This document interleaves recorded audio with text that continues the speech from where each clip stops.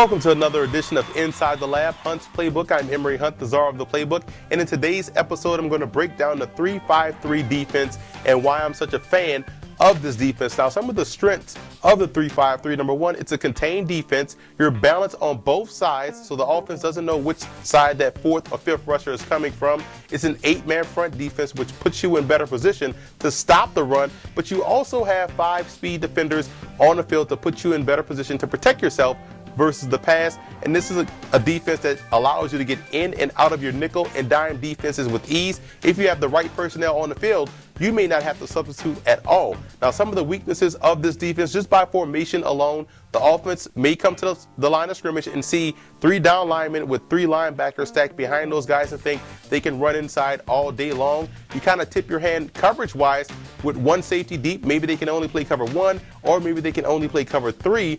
And the fact that by formation, it may look as though you're not covering the tight end, so the offense can find ways to take advantage of that.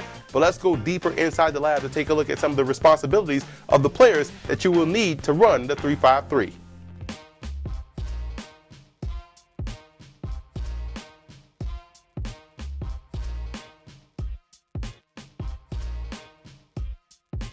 Now, here are the responsibilities for the defensive tackle in the 3-5-3 defense. They will be aligned as 5 techs, which is head up over the tackle, and quickness is valued more than strength. You have to be able to cause disruption up front. This is a quick defense, and 2 guys that are in the NFL now that will be ideal fits will be the Saints' Cam Jordan and the Cardinals' Darnell Dockett. Both are more big defensive ends rather than small defensive tackles. Both combine all of the traits that are needed to excel up front.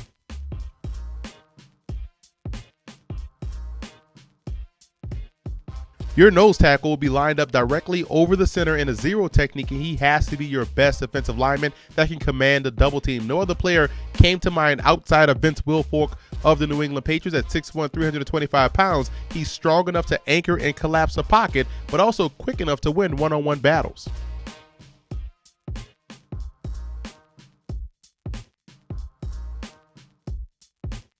Your stud and whip are hybrid guys, but if you want to get more technical, your whip is more of a defensive back and your stud is more of a linebacker. Both guys must excel in the running game while having the ability to cover man-to-man. They're aligned 4 yards deep and 4 yards over. 2 guys that come to mind as ideal fits are the Chiefs' Eric Berry as the whip and the Panthers' the Patriots' Jamie Collins as your stud. Both guys possess man coverage skills, fluidity in space, and are very good box players versus the run.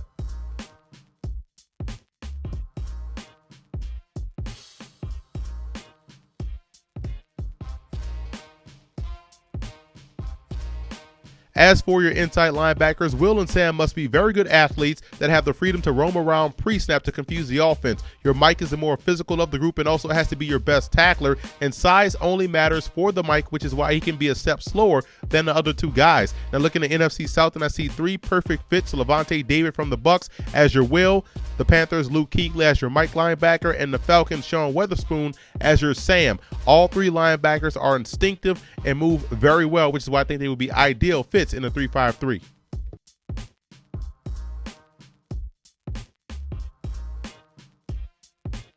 When you look at the secondary, your free safety must be a good alley defender because he's going to play a huge role in the running game. And your cornerbacks have to have the ability to play man throughout the course of a ball game. They're going to be on the island, and they have to have those good instincts that you want at the position. And some guys that instantly jump out as ideal fits: Richard Sherman, obviously, of the Seattle Seahawks, your ideal cornerback, a tall corner with great ball skills and the ability to play offense, not afraid to come in and make a tackle or 2 in a running game. The same can be said for Stephon Gilmore. I love his instincts, I love his aggressiveness, and he also has the ball skills. And I think the best alley defender as far as safety is concerned is not Earl Thomas, it's Eric Reed, who was a rookie last year and does a great job in the running game, which is why I went with Eric Reed over Earl Thomas, who's the better overall free safety. But as far as an alley defender is concerned, I went with Eric Reed, and that's the better fit for this defense.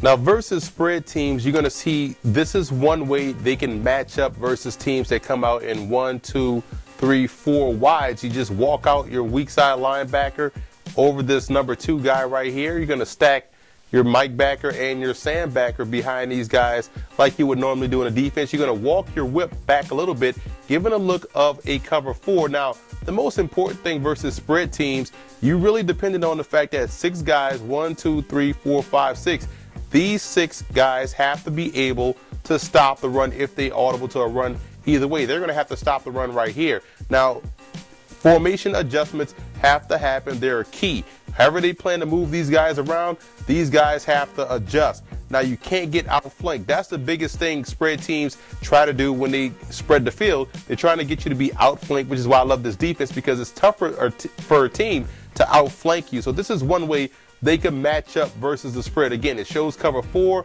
You walk out your weak side linebacker. Mike and Sam stay stacked behind the nose and the defensive tackle. Your stud walks out over number 3, and your whip will probably get the number 2 guy passed off to him. So again, you're in great position matched up versus the spread. Now next, we're going to show you how you can match up versus a team that wants to run the option. Now versus an option team, what I like about the 3-5-3 is the fact that you can dedicate 3 guys to the dive guy and still be in great position to stop the quarterback and the pitch with 2 guys on the alley. And we're going to show you right here.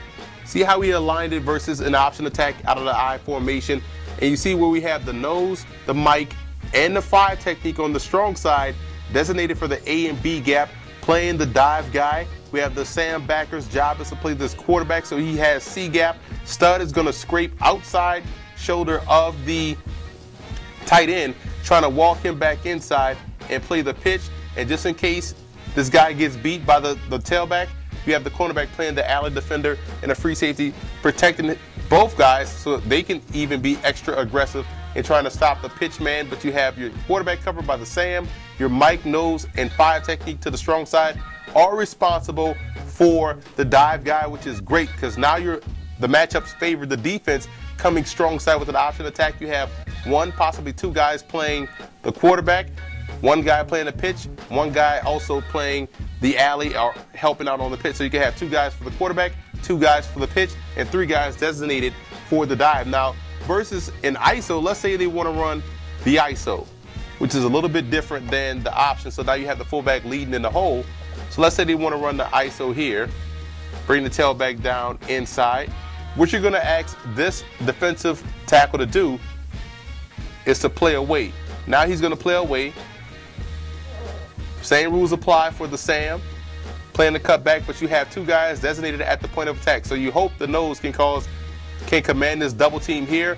Mike backer can take the fullback, and you're expecting Sam to make a play on the tailback, still putting you in great position. He can play both holes. He has the stud help on the outside. So versus the ISO, the biggest key is making sure the defensive tackle goes opposite of the lead, clearing up room for the strong side backer. Now finally, we're going to show you how they can be in better position to defend the zone play out of the shotgun. And finally, we're going to show you how to defend the zone out of the shotgun using the 3-5-3. I'm going to show you what we have drawn up here.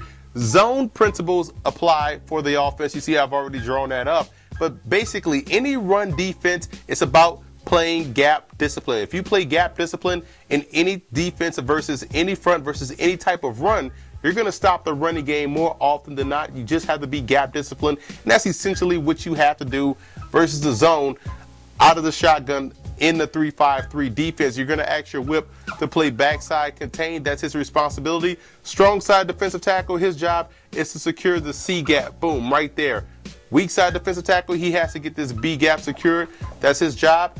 Nose tackle's job, strong side, A gap. So you have A, C, B, all taken care of. Backside contained if he wants to cut it back. He's also playing the quarterback if he comes this way here. Now what you're asking your second level defenders to do, this stud has to force this play back inside. So he's going to walk the feet of this tight end, force this play back inside to where the help is, because you have your weak side backer. His job is to play the backside A gap. Get that A gap backside, make a play at or behind the line of scrimmage. You're going to ask your Mike backer. He's going to have to beat the double team of the guard or the center and secure this B gap right there. Strong side backer's job is to fight through the cross of this block by the tackle and make sure he gets to the outside, try to get that inside shoulder of the tight end. If he's able to do that, they can have a lot of success in stopping the run. And you have your alley guy free safety, cornerback as well. But that's how you can stop the outside zone. Remember, it's all about gap discipline. If they can play gap discipline, or if you can play gap discipline,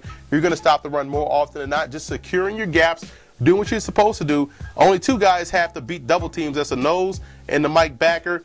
And the stud plays a huge role in boxing the running game inside, keeping it tackle to tackle to where you have your 6 defenders able to make a play. So that's it for the 3-5-3 defense. Again, what we talked about coverages, we talked about how they can get pressure, we talked about responsibilities, we talked about why I like this defense, strengths and weaknesses. But remember, all is for naught if you don't have the personnel. And that's the biggest thing that can make your defense and your offense more successful, the personnel that you have on your roster.